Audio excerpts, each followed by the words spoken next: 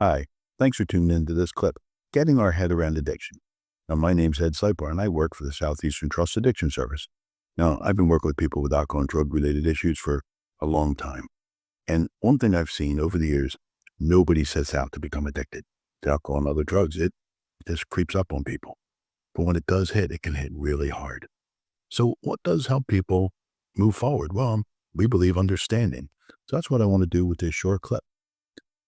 So share with you some of the things we share with people in our treatment unit.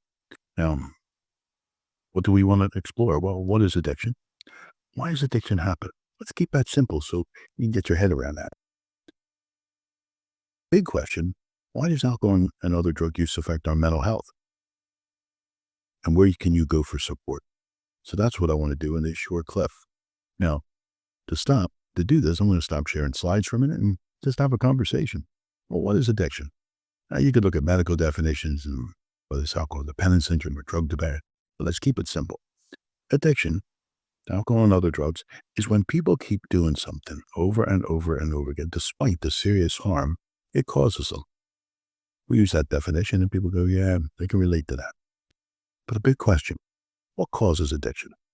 Now, a lot of alcohol and other drugs have addictive properties, but when we understand the nervous system, well, that gives us a little insight into how it happens.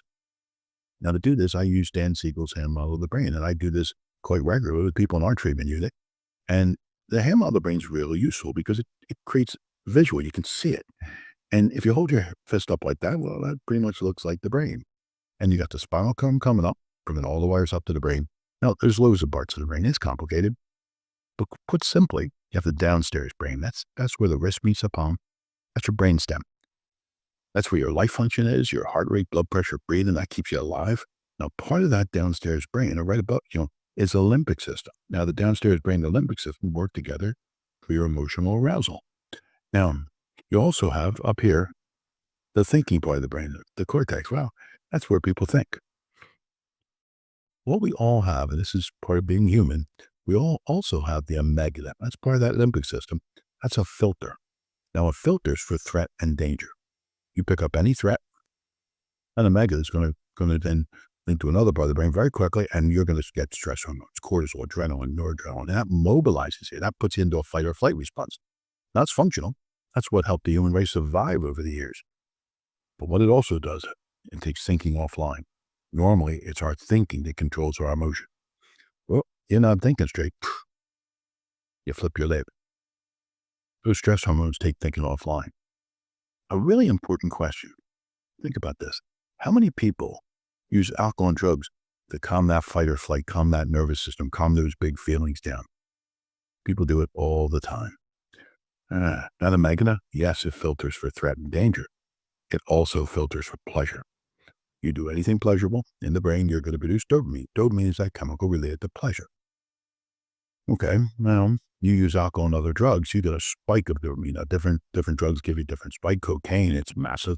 Alcohol's not too far behind it.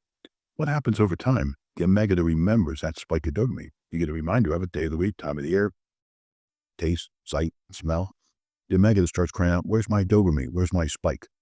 They got the reward pathway for the amygdala's linked to memory. Well, yeah, that's a stepping stone to addiction. Nobody creates that. Nobody asks for that, but that's just the way the human body reacts to that spike of dopamine. So I'm not sure if you found that helpful, but that's understandable. Now, what would I want to do with this? And what we have a short clip that asks, well, where am I with my alcohol and drug use? Now, if you want to find this, type my name into YouTube, Ed Seipler, alcohol, drugs, and change. And what we recognize, being unsure, use this word ambivalent, you feel two ways about something, that's a normal place to be, with anything, but particularly your alcohol and drug use. This helps you stand back and really think through, what do I want? Now, it does raise another powerful question. Why does alcohol and drug use affect my mental health so badly? Well, one way it does is because it goes back to the brain. It disrupts the way, nerve cells, we call them neurons, communicate to each other. Because if you take what's in the brain, there's two bits. There's the gray matter, or the bits of the brain. The white matter are all the wires. There's neurons that connect different parts of the brain. And each neuron, little nerve cell, tiny, you've got millions of them up there. Signals have to pass up and down. Well, alcohol and drugs disrupts the way those signals pass. Oh, so normally you, when we drink or use other drugs, we're doing it to feel good. That euphoria feeling. They make you feel good. Let's be honest. That's what alcohol and other drugs do. And you come down, maybe a bit hungover, a bit right, but you're pretty much back to normal. And that can go on for a long, long time. But what happens? So the way that hour is going, you're getting less of your fury feeling. You're building up a bit of tolerance. You're and not, those chemicals aren't communicating right to each other. That level of dopamine is maybe exhausted or you're depleting it. And pretty much you're moving to dysfury, a feeling of ill ease, flatness, no joy. Oh, so instead of feeling good, you're using drugs to feel normal. But when you come down, you're feeling awful. Now, there's symptoms people experience, when they stop using other alcohol and other drugs. They're very common: trouble thinking clear, memory problems, a sensitivity to stress, things they normally could cope with, rattle them a little bit more, sleep problems, coordination problems, and their mood out of the blue can just plummet. Nothing there to do but it. Boom, they're down. Or similar, that's a panic. Nothing there, but they're panicky. That's because it's like dumping rubbish into the sea. You don't notice it builds up over time, but then it really does impact your nervous system. And pretty much you're using alcohol and drugs just to feel normal, but when you come down, you're flat, and that can move so flat that you feel no joy, no pleasure. It could be pretty awful. Now, that sounds pretty serious. What can we do about it? Now, the good news is people do recover. And it's go back to the example of dumping rubbish into the sea. Well, stop dumping rubbish into the sea. When people stop using alcohol and drugs, a lot of the damage you do heals. Now, I say a lot, not all.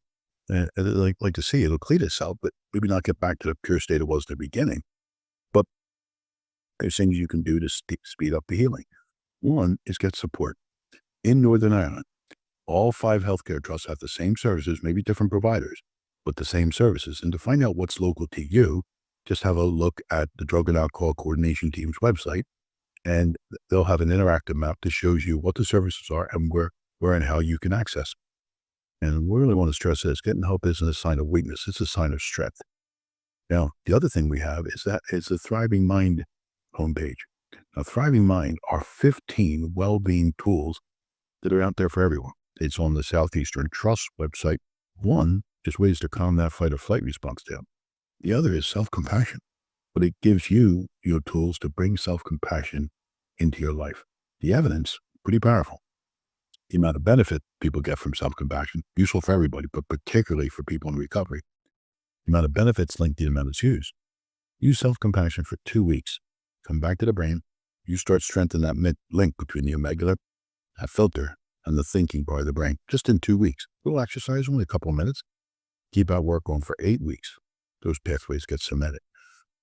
Those resources are out there. They're free. They're to use. The only thing we do ask, if you found something helpful in that, let us know. So what did we cover in this? Well, we put a definition of what is addiction. We explore, well, how does that happen? And that amygdala, that filter for pleasure. Yeah. And then why do people feel so bad? Why does it affect our mental health? Because those levels of dopamine can get depleted. The body thinks, well, I have enough. I don't need to make it. But what you can do for you, for support, and to look after your well-being. I really do hope you found something helpful in this short clip. Thanks very much for tuning into it. And we really do wish you well. Thanks very much.